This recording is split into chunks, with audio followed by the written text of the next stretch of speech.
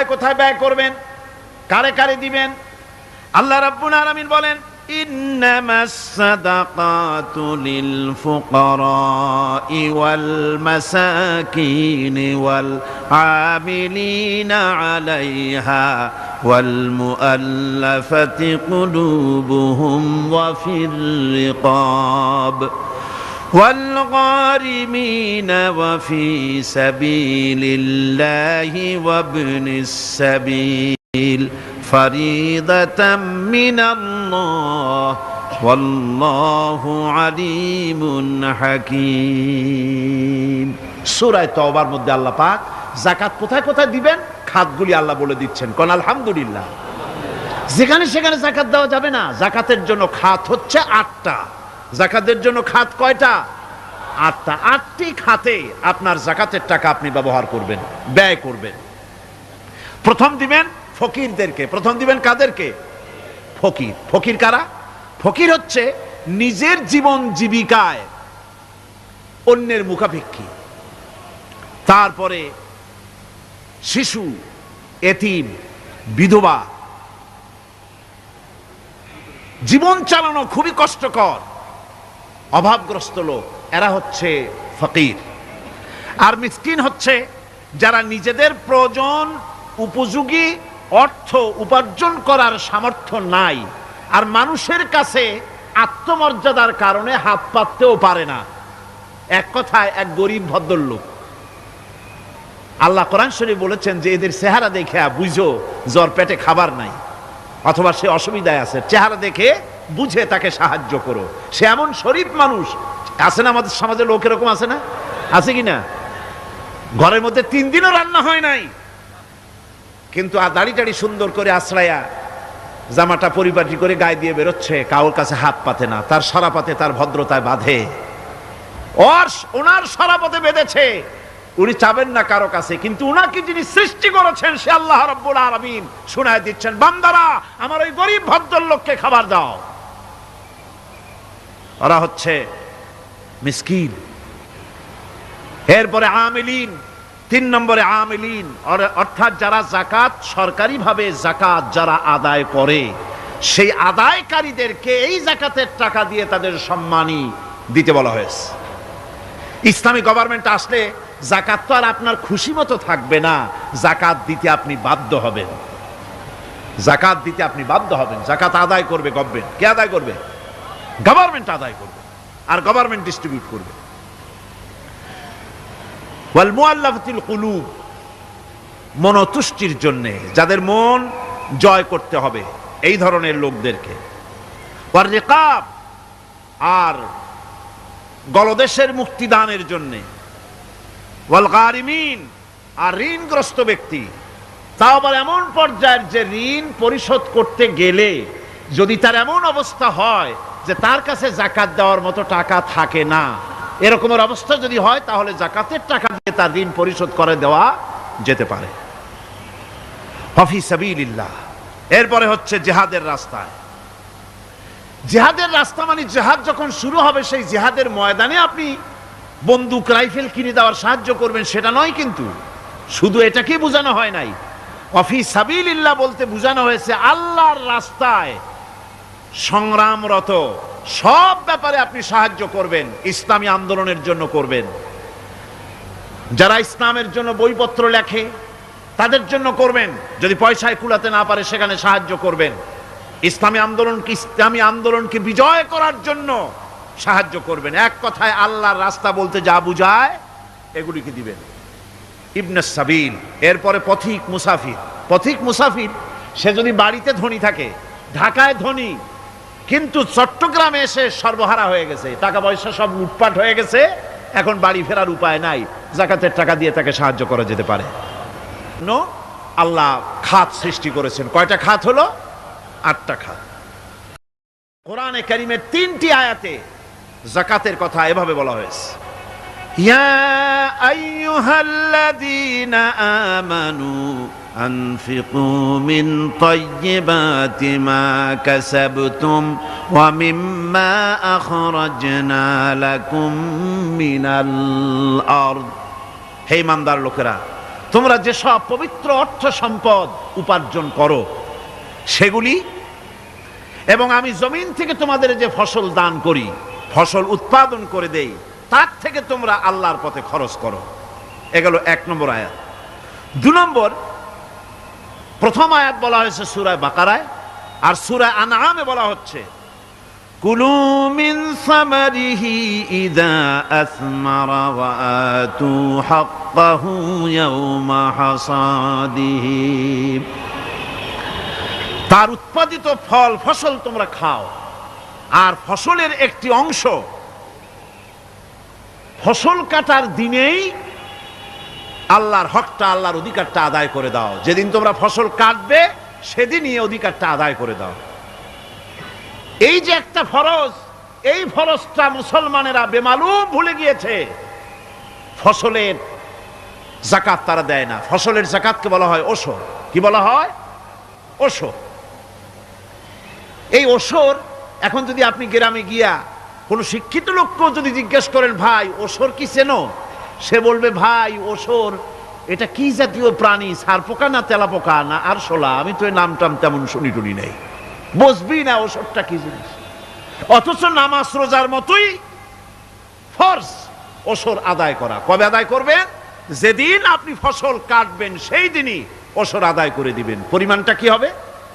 পরিমাণ হবে আকাশের বৃষ্টির পানি দিয়ে, আকাশের বৃষ্টির পানি দিয়া যদি ফসল হয় তাহলে দিবেন 10 ভাগের 1 ভাগ। 10 মণ যদি ধান হয়, গম হয়, ডাল হয়, 1 মণ আল্লাহর অধিকার আদায় করে দিবেন। অধিকারটা কার? আল্লাহ কি করবে দিয়া? আল্লাহর অধিকার মানে গরিবের অধিকার, গরিবের হক। এই অধিকারটা আদায় করে দাও। 10 মণ হলে কয় মণ? কি হলে? যদি আকাশের বৃষ্টির পানিতে হয়। আর যদি আপনার সেচের মাধ্যমে হয়, সেচ পরিকল্পনার মাধ্যমে পয়সা খরচ করে পেট্রোল ডিজেল লাগায়া ইঞ্জিন চালায়া পানি উঠাইয়া কষ্ট করে ফসল ফলাইছেন, তাহলে আল্লাহ পাক বলছেন 10 মণে 1 মণ দেওয়া লাগবে না, তোমার খরচ হইছে বেশি। বান্দারে, তোমার উপরে আল্লাহ পাক জুলুম করবেন না, এবার 20 মণ হলে তার থেকে 1 মণ দিও। সুবহানাল্লাহ। ওয়ামাল্লাহু বিযাল্লামিল লিল আবিদ। আল্লাহ রাব্বুল আলামিন তার বান্দার উপরে জুলুম করেন না। সুবহানাল্লাহ কোন। এইভাবে করে ওশরের যাকাতটা তোমরা ঠিকমতো আদায় করে দিও। ওশরটা দিও, ফসলের ওশর দিও, আর টাকার যাকাত দিয়ে দিও। যারা এটা দিবে না তাদের সম্পর্কে আল্লাহ পাক সূরা তওবার ভিতরে বলেছেন, والذين يكنزون الذهب والفضة ولا ينفقونها في سبيل الله فبشرهم بعذاب أليم। যারা নাকি স্বর্ণ এবং রৌপ্যকে সঞ্চয় করে, জমা করে, ওয়ালা ইউনফিকুনাহা ফি সাবিলিল্লাহ, আর আল্লাহর রাস্তায় তা খরচ করে না, ফাবাশশিরহুম বিআযাবিন আলীম, তাদেরকে কঠিন পীড়াদায়ক শাস্তির সুসংবাদ দাও। পীড়াদায়ক শাস্তির কি দাও? শাস্তির কি সুসংবাদ হয় নাকি? হয়তো উচিত ছিল শাস্তির দুঃসংবাদ শোনাও, না, আল্লাহ বলছেন সুসংবাদ শোনাও। এটার দৃষ্টান্তটা আমার ভাষায় আমি মানুষকে এভাবে বুঝাই। ছেলে খুব দুষ্ট, দুষ্টামির ঠেলায় অস্থির, তার মা মোটেই সামলাতে পারছে না। তখন মা বলে, বেটা আমার কথা তো শুনলি না, তোর বাবা আসুক, তারপরে আমি তারে নালিশ করব। এমন পিট্টি দেবে, মজা টের পাবি। তখন পিট্টি দিলে কি মজা লাগে নাকি? তার মানে শাস্তির তীব্রতা বুঝাবার জন্য বলা হচ্ছে, মজাটা টের পাবা। আল্লাহ রাব্বুল আলামিন বলছেন, কঠিন পীড়াদায়ক শাস্তির সুসংবাদ ওদের দাও, সোনা রূপা যারা জমা করে রাখে, যাকাত দেয় না, আল্লাহর রাস্তায় খরচ করে না। সোনা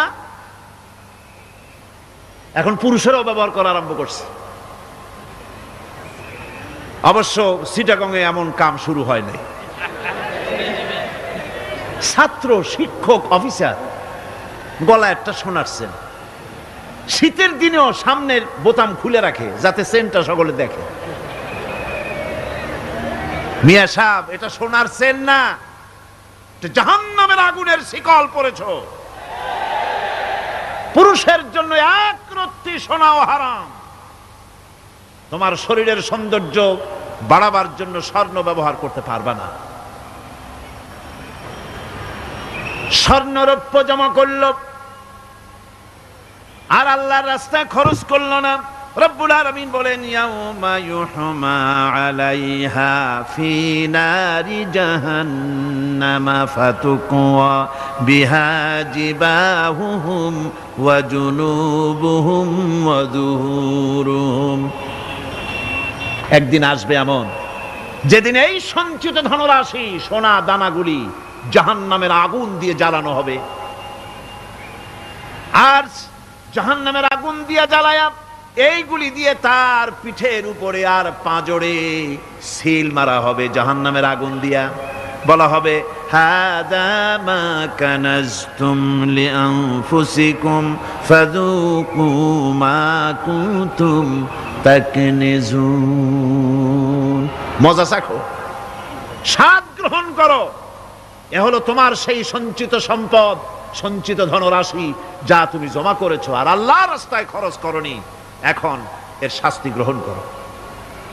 সুতরাং সঞ্চয় করা, মাল জমা করা এক শ্রেণীর লোক আছে। আল্লাহ পাক বলছেন, আল্লাযী জামা মালান ওয়া আদ্দাদা। মাল জমা করে আর মোছে তেল মাখে। টেলিফোন করে, হ্যালো, সোনালী ব্যাংকের ম্যানেজার সাহেব নাকি? বলে, হ্যাঁ, দেখুন তো আমার ব্যালেন্সটা কত। উনি বললেন, বল্টু সাহেব, আপনার ব্যালেন্স হচ্ছে 50,77,372 টাকা 79 পয়সা। তখন মোজ ঘষে, আতর লাগায়, তেল মাখে আর মনে মনে আনন্দ হয়, আরো কিছু জমা করতে পারলেই তো কোটির কোটায় পৌঁছে যাব। আল্লাযী জামা মালান ওয়া আদ্দাদা। মাল জমা করে আর গুনতে থাকে, আল্লাহর রাস্তায় খরচ করে না। আল্লাহ রাব্বুল আলামিন বলছেন, খুয মিন আমওয়ালিহিম সাদাকাতান তুতাহহিরুহুম ওয়া তুযাক্কিহিম বিহা। তাদের অর্থ সম্পদ থেকে যাকাত উসুল করে তাদেরকে পবিত্র করে দাও। যাকাত আদায় করার মানেই হলো তার সম্পদগুলি পাক হয়ে গেল। কোন আলহামদুলিল্লাহ, সম্পদ পাক হয়ে গেল, পবিত্র হয়ে গেল। আর যেই সম্পদের যাকাত দেওয়া হয় না, আল্লাহর রাস্তায় খরচ করা হয় না, তা সম্পূর্ণরূপে অপবিত্র, নাপাক। কি পরিমাণ সম্পদের নিসাবটা কেমন হবে? নিসাব হবে 52.5 তোলা রৌপ্য যদি আপনার কাছে থাকে, আপনি বাজার দর হিসাবে যাকাত দিবেন। স্বর্ণ 7.5 তোলা পর্যন্ত যদি হয়ে যায়, তাহলে অবশ্যই বাজার দর হিসাবে প্রতি বছর তার যাকাত দিবেন। ছাগল যদি 40টা থাকে, যাকাত দিবেন। গরু যদি 30টা থাকে, তাহলে যাকাত দিবেন। যাকাতের মাসলাটা খুবই কঠিন। যেখানে সেখানে গিয়ে জিজ্ঞেস করে এর জবাব পাওয়া সুকঠিন হয়ে যাবে। এই জন্য মাল পবিত্র করার জন্য, জাহান্নামের কঠিন শাস্তি থেকে বাঁচার জন্য আমি আপনাদেরকে উপদেশ দেব, সাজেশন করব, পরামর্শ দেব একটা বই পড়ার জন্য। বইটা লেখক হচ্ছেন আল্লামা ইউসুফ আল কারজাবী। বর্তমান আসরে, এই বর্তমান বিশ্বের একজন সাহসী মুফাক্কির ইসলাম, কাতার ইউনিভার্সিটির শরিয়া ফ্যাকাল্টির ডিন। তার লেখা ফিকহুজ যাকাত, বিশাল এই আরবি গ্রন্থের অনুবাদ করেছেন অনুবাদ রাজ্যের রাজা, এদেশে ইসলামী আন্দোলনের, এই ভূখণ্ডের পুরোধা ইসলামী আন্দোলনের বর্তমান সব নেতাদের ওস্তাদ আল্লামা হযরত মাওলানা আব্দুর রহিম সাহেব রাহিমাহুল্লাহ। আল্লাহ তাকে জান্নাতুল ফেরদাউসের মেহমান বানায় নিক, জোরে কোন আমিন। তিনি এটার অনুবাদ করেছেন। ইসলামে যাকাতের বিধান, ইসলামে, নামটা মনে রাখেন, ইসলামে যাকাতের বিধান। ইসলামী ফাউন্ডেশন বইটা বের করেছে, এত বড় 2টি খণ্ড। এই বইটি আপনারা সংগ্রহ করবেন। ইসলামের জাকাত বিধান বইটি আপনারা সংগ্রহ করবেন মনে করে।